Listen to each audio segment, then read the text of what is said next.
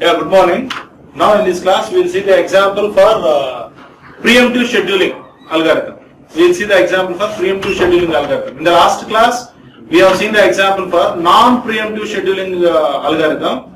Now in this class we will see the example for preemptive scheduling algorithm. So what's the difference between non-preemptive scheduling and preemptive scheduling? Already we have discussed. Non-preemptive scheduling algorithm is nothing but once CPU is allotted to execute a particular process, till the execution of that particular process is completed, CPU will not be released.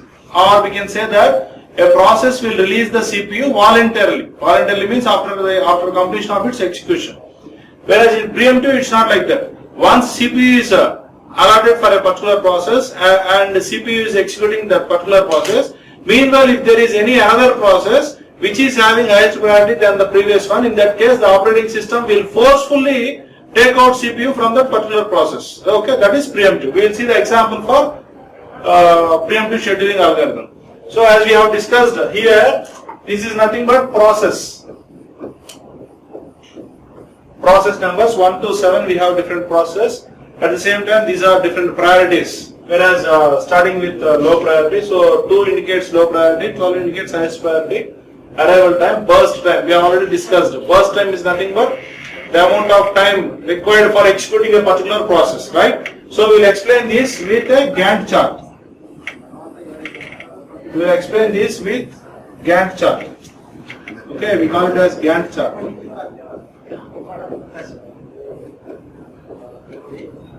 Gantt chart. Okay, so first at time interval 0, at arrival time 0, at time interval 0, so we have only at time interval 0, only process P1 is available. At time interval 0, only process P1 is available. So we will write P1. P1 will be executed for, so the burst time is 4. The burst time is 4 seconds.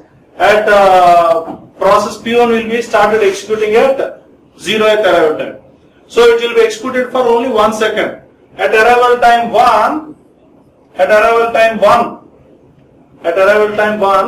two processes P1 and P2 are available. P1, P2. These two are available. See. So now, out of these two, P2 is having highest priority. So we will execute P1 only for 1 second. At 1 second arrival time, see here. Here process P1 and P2, these two are available, out of which P2 is having highest priority. So we will execute P2. We will forcefully stop P1. See, the operating system will forcefully remove the CPU from process P1 and it will be allotted process P2. Since P2 is having highest priority than process P1. So P2, so now CPU starts executing process P2. Okay. So P2 will be executed for 1 second exactly. Okay. Now it started at about first 1 second, ends with 1 second. That is 2 seconds. So at 2 seconds, see arrival time 2, process P1, P2, P3. These three are available. Out of which P3 is having highest priority. P3 is having highest priority. So we will execute P3. We will execute P3. Again P3 will be executed for 1 second. Okay, at time interval 3, first process, second process, third process, fourth process. 4 processes are available. 1, 2, 3, 4. Okay, so 4 processes are available, out of which this is having highest priority. So process P4 will be executed. P4 will be executed. Okay. At 4 seconds, we will have 5 processes, out of which fourth process having highest priority. So this will be executed for 2 seconds. This will be executed for 2 seconds. At 5th second, so we will have 6 processes available. 1, 2, 3, 4, 5, 6. 6 processes are available, out of which the 6th process is having highest priority. So we will start executing P6. See, here the first one is executed for 1 second. So the balance is 3 seconds. Whereas here P2 is executed for 1 second, balance 1 second. P3, it is also executed for 1 second, balance 2 seconds. P4 is executed for 2 seconds, balance we have 3 seconds. Okay. Now P6 is having highest priority, so we have to execute this. So if you execute this, what happens? So its burst time is 4. So here till 9 seconds it will be executed. Okay. So 5 plus 4, 9.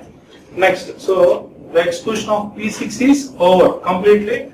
P6 is over. Now at 9 seconds, all the process are available. So the next highest is, so here 12 is over. The next highest priority is 10. So we have to go for process P4. Process P4. So the burst time is 5 seconds. Already it was executed for 2 seconds. So the remaining 3 seconds we have to execute. So if you execute, it will become 12. Okay, 9 plus 3, 12.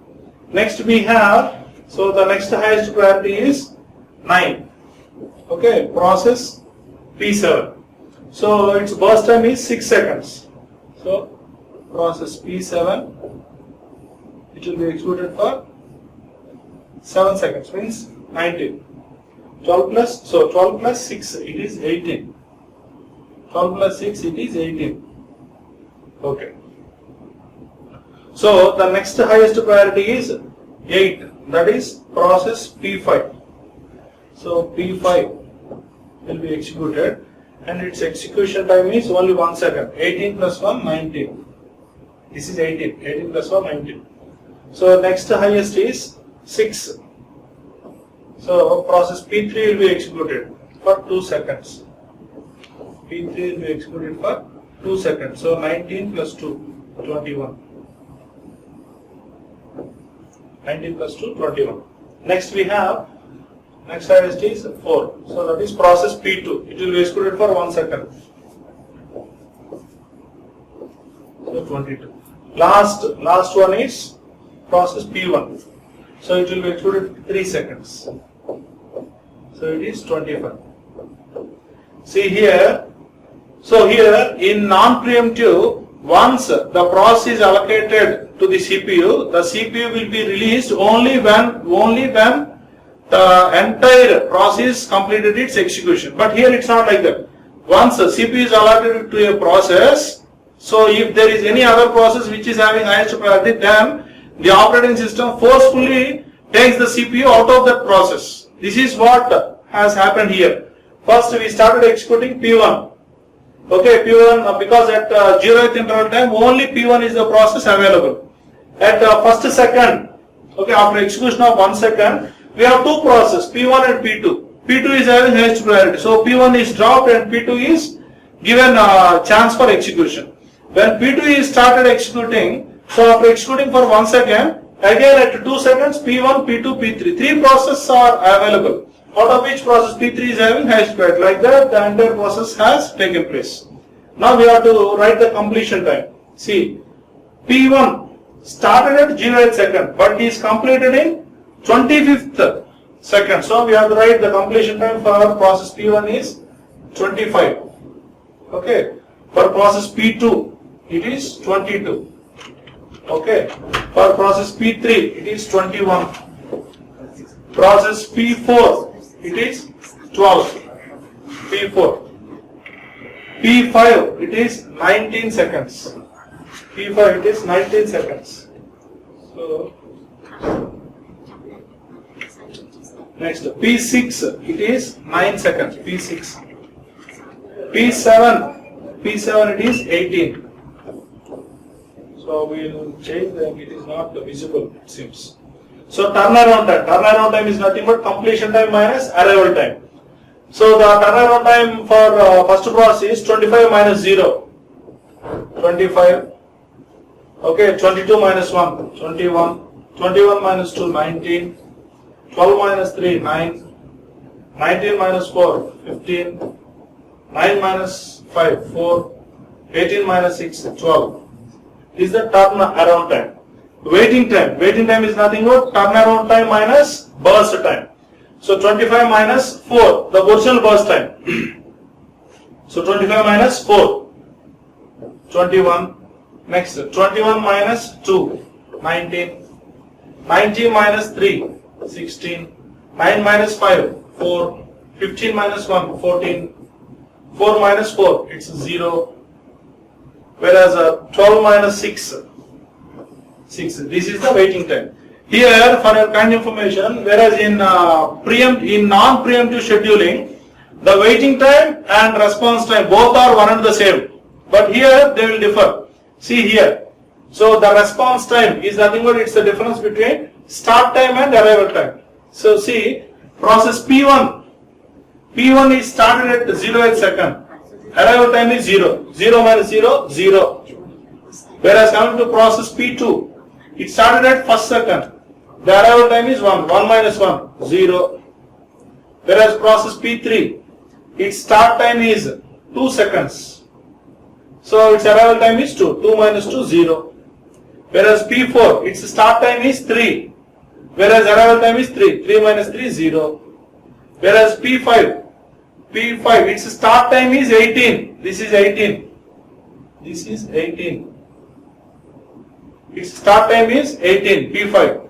Its arrival time is 4. 18 minus 4, 14. Whereas P6 start time is 5. Arrival time is 5. 0. So P7, its start time is 12. Arrival time is 6. So 12 minus 6, 6. Okay, so this is the response time.